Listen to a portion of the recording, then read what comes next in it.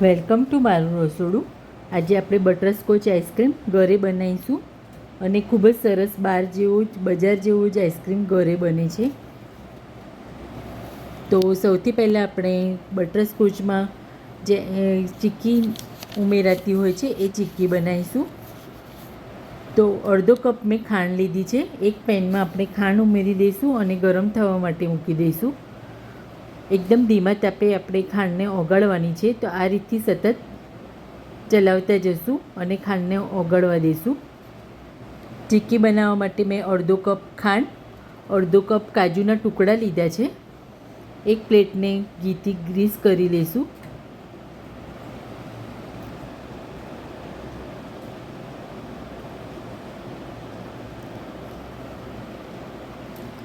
તો અડધો કપ મેં કાજુના ટુકડા લઈ લીધા છે અને 1 ટેબલસ્પૂન આપણે ઘી જોઈશે.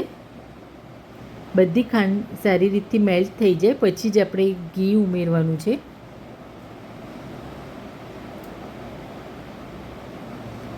તો આ રીતથી તમે જોઈ શકો છો મેલ્ટ થાય છે ધીરે ધીરે ખાંડ. આ રીતથી બધી મેલ્ટ થાય પછી આપણે હવે 1 ટીસ્પૂન જેટલું ઘી ઉમેરીશું.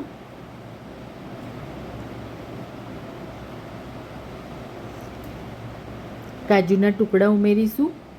મિક્સ થઈ જાય પછી આપણે ગેસને બંધ કરી દેવાનું છે અને આ પ્લેટમાં આપણે આવી રીતે ઠારી દઈશું ચીક્કી બનવા માટે.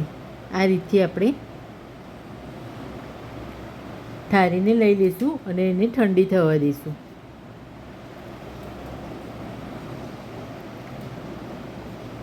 આ રીતથી ઠંડી થઈ ગઈ છે તમે જોઈ શકો છો અને સરસ રીતથી ટુકડા બી થઈ ગયા છે એના. હવે એને થોડુંક ભૂક્કા જેવું ફોર્મમાં બનાવવાનું છે. તો આવી રીતે ખાંડનીમાં આપણે આવી રીતે એનો ભૂક્કો કરી દઈશું.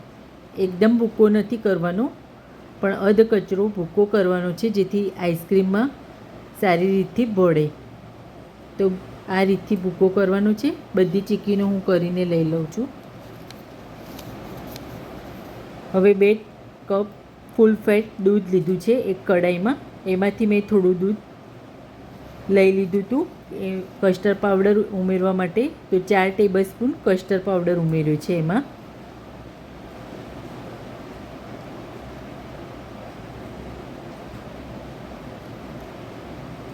મિક્સ કરી લઈશું.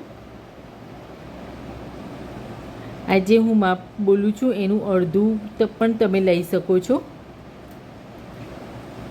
તો આ રીતથી મિક્સ કરી લીધું છે. જરા પણ ગઠ્ઠા ના હોવા જોઈએ કસ્ટર્ડ પાવડરના. અને દૂધને ગરમ થાય ત્યાં સુધી ચલાવતા જવાનું છે.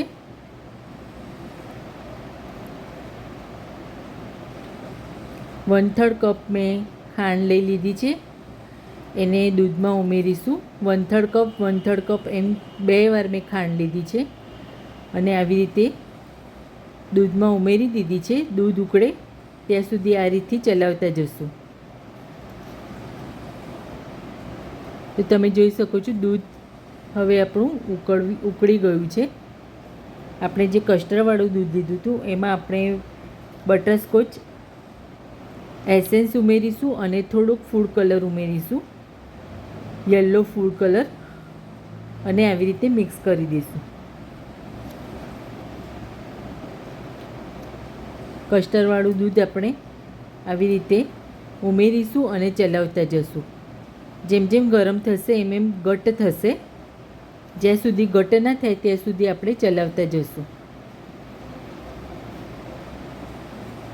તો આ રીતથી ઘટ્ટ થાય પછી આપણે ગેસ બંધ કરવાનો છે.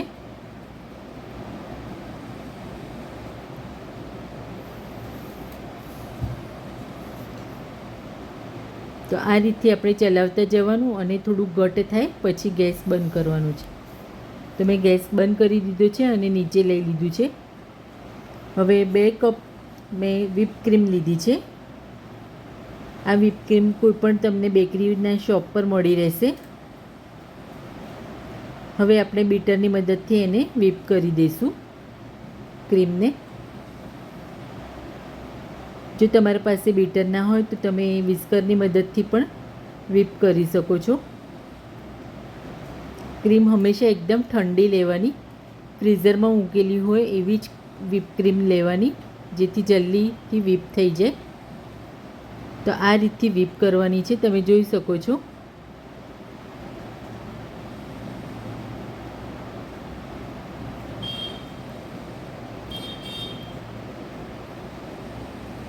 તો આવી રીતે વ્હીપ કરવાની છે. હવે આપણે જે કસ્ટર્ડવાળું દૂધ કરેલું એ આમાં ઉમેરી દઈશું વ્હીપ ક્રીમમાં, અને આવી રીતે વ્હીપ કરી દઈશું, જેથી બધું સારી રીતે મિક્સ થઈ જાય. હવે આપણે જે ચીક્કી બનાવી હતી એ આમાં ઉમેરી દઈશું અને થોડીક રહેવા દઈશું.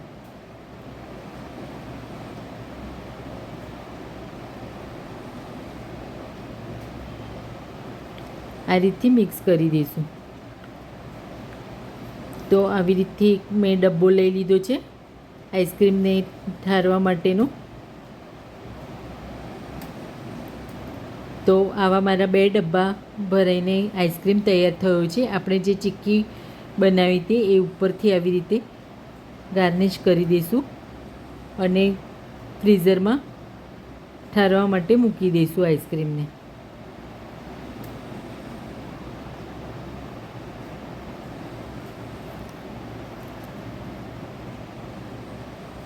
આવી રીતે ડબ્બો બંધ કરીને ફ્રીઝરમાં મૂકી દઈશું.